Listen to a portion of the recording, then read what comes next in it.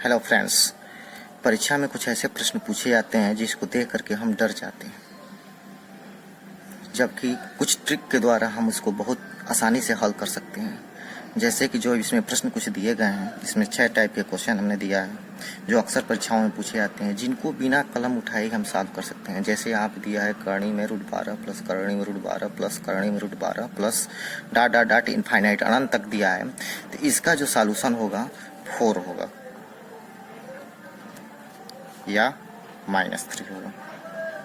अब समझेंगे कि इसका सलूशन कैसे होगा। इसको जानने के लिए हम क्या करेंगे, इसमें करते क्या है कि जो 12 है इसका गुणनखंड ऐसे करते हैं कि उसके गुणनखंडों का अंतर 1 हो। जैसे 12 है, 12 के गुणनखंड ऐसा करेंगे कि उसके गुणनखंड का अंतर 1 हो। जैसे 3 और 4, 3 और 4 को गुणा करेंगे तो 12 होगा और इसमें दोनों में अंतर 1 का है।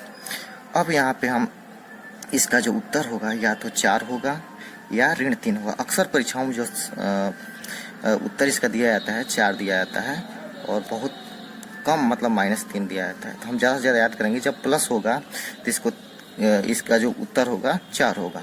इसी प्रकार √30 plus √30 plus √30 plus dot dot dot infinite है, तो इसका जो उत्तर आएगा इस 30 को भी हम गुणनखंड करेंगे, ऐसा गुणनखंड करेंगे कि उसमें अंतर 1 का हो। जैसे 5 और 6, 5 और 6 में अंतर 1 का है, यानी डिफरेंस 1 का है। 5 और 6 का गुणा करेंगे तो 30 होगा। तो इसका जो उत्तर होगा मेरे पास 6 होगा, यानी +6 होगा। और जो दूसरा उत्तर होगा वो -5 होगा। यानी सबसे ज़्यादा जो सवाल उत्तर जो सटीक होगा या तो 6 होगा और ये नहीं होगा तो ऋण 5 होगा। या एक तरह का सवाल है जो दूसरा टाइप है वो ऋणात्मक करके देता है। जैसे √12 ऋण √12 minus √12 minus dot dot dot infinite करके हो। तो इसका भी हम ऐसा गुणनखंड करते हैं कि इसका भी अंतर 1 का हो। जैसे 3 और 4, इसका जो गुणनखंड होगा इसमें भी अंतर 1 का आ रहा है। तो इसका जो उत्तर होगा हमारा या तो 3 होगा या तो ऋण 4 होगा। ऋण 3 होगा या तो ऋण 4 होगा, यानी कि इसमें का जो उत्तर होता है वो छोटा वाला होता है और बड़ा वाला जो होगा वो माइनस के साथ होगा। तो ज़्यादातर सवालों में यही पूछा जाता है, जो प्लस वाला ही होता है वही पूछा जाता है। यानी कि जो माइनस वाला होगा उसमें छोटा वाला गुणनखंड जो होगा उत्तर होगा और जो प्लस वाला होगा उसमें बड़ा वाला गुणनखंड उत्तर होगा। इसी प्रकार जो √56 माइनस √56 माइनस √56 इनफाइनाइट करके अनंत तक का हो तभी हम हल कर सकते हैं। इस तरह के जब सवाल आते हैं तो हम इसका भी गुणनखंड करते हैं। इसका भी जो गुणनखंड होगा 7 × 8 होगा, इसका भी अंतर 1 का है। इस स्थिति में हमारा जो उत्तर होगा या तो 7 होगा या ऋण 8 होगा। तो 7 होगा। ये तो 2 तरह के हो गए। इसके बाद से कुछ प्रश्न ऐसे दिए जाते हैं कि जिसके गुणनखंड का अंतर 1 नहीं मिलेगा, गुणनखंड का अंतर 1 नहीं होता है।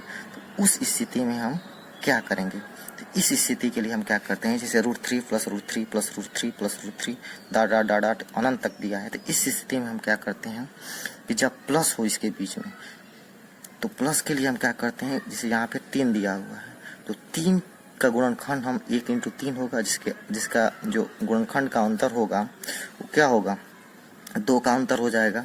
तो हम इसको नहीं कर पाएंगे। तो इसके आगे का हम कोई संख्या देखते हैं। जैसे 4 है, 2 × 2 5 है, 1 × 5 होगा। लेकिन वही 6 है, 6 को अगर हम देखेंगे 6 को हम 2 × 3 कर सकते हैं, 2 × 3।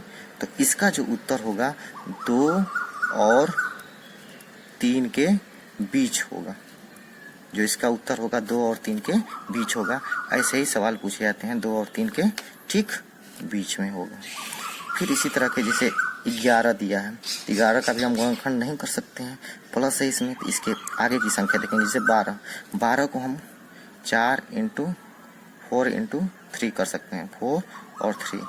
तो इसका जो उत्तर होगा 4 और 3 के बीच होगा, यानी कि 3 और 4 के बीच होगा। हमारा जो उत्तर होगा 3 और 4 के बीच होगा।